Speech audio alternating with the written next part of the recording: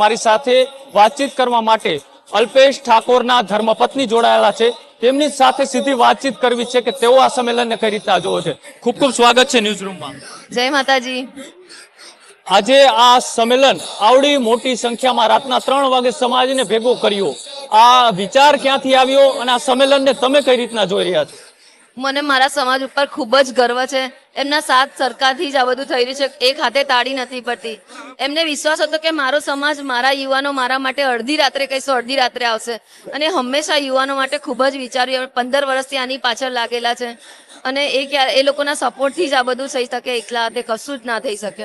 બિલકુલ, આ એક જે વિચાર આવ્યો કે હવે વ્યસન મુક્તિની સાથે સાથે યુવાનોને શિક્ષણની જરૂર છે, ગાંધીનગરમાં એક ભવન એ સમાજ માટે બનાવવું ખૂબ જરૂરી છે, આ વિચાર તેમને આવ્યો એ પેલા શું તમારે કોઈ ઘરની અંદર આ બાબતે ચર્ચા થઈ હતી? આ વિચાર તેમને પેલા ઘરની અંદર મૂક્યો હતો ત્યારે કેવા પ્રકારની ચર્ચાઓ કરવામાં આવી?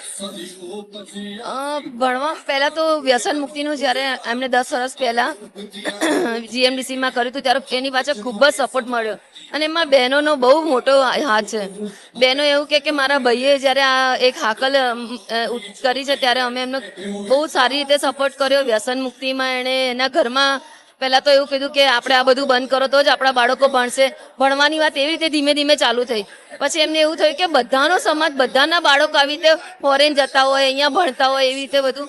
તો એમને એવું કે મારા સમાજના બાળકો પણ બહાર જાય, મારા સમાજના બાળકો પણ દુનિયા જોવે, લોકો કેવી રીતે ભણી રહ્યા છે, નાના ભૂલકાઓ, એ બધું જોઈને એમને પણ એવું થતું કે આજે મારો સમાજ ક્યાંય પાછળ ના રહેવો જોઈએ, અને ધીમે ધીમે આ વિચાર મૂક્યો। બિલકુલ, અલ્પેશ ઠાકોરે આજથી 10 વર્ષ પહેલા એક એવી શરૂઆત કરી હતી કે જે નાના એવા ગામમાંથી નાના એવા વ્યક્તિ તરીકે તેઓએ આખા ગુજરાતની અંદર ભ્રમણ કર્યું, અને હવે અલ્પેશ ઠાકોરને કઈ જગ્યાએ તમે જોવા માંગો છો?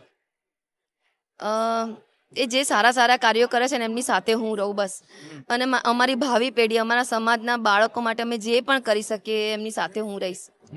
બિલકુલ, અને જે રીતના હવે એક નવા શિક્ષણ ભવનની એક નવી દિશા તરફ આધુનિક યુગમાં સમાજને લઈ જવાની આજથી અહીંયા એક શરૂઆત કરવામાં આવી છે, આવા બીજા કયા એવા કામો છે તમને લાગે છે કદાચ સમાજ એના ઉપર વિચારણા કરે? સમાજ કારણ કે પછાત છે, ગરીબ છે, એવી જાહેર મંચ ઉપરથી અનેક નેતાઓએ ચર્ચા કરી। એક સ્ત્રી તરીકે તમે સમાજને કઈ રીતના આગળ વધતો જોવા માંગો છો? મારો સમાજ વ્યસન મુક્ત થઈ અને દરેક યુવાન પોતપોતાની રીતે પગ ઉપર ઊભો રહે, અને પગ ઉપર ઊભો રહ્યા પછી જ્યારે એમનું ભાવિ નક્કી થાય એમાં ખૂબ સારો અમે લોકો સપોર્ટ કરી શકીએ। પૂરો સમાજના વડીલો એ લોકોને સારા સંસ્કાર આપી અને સારી રીતે દોરે, બસ એવી અપેક્ષા રાખું।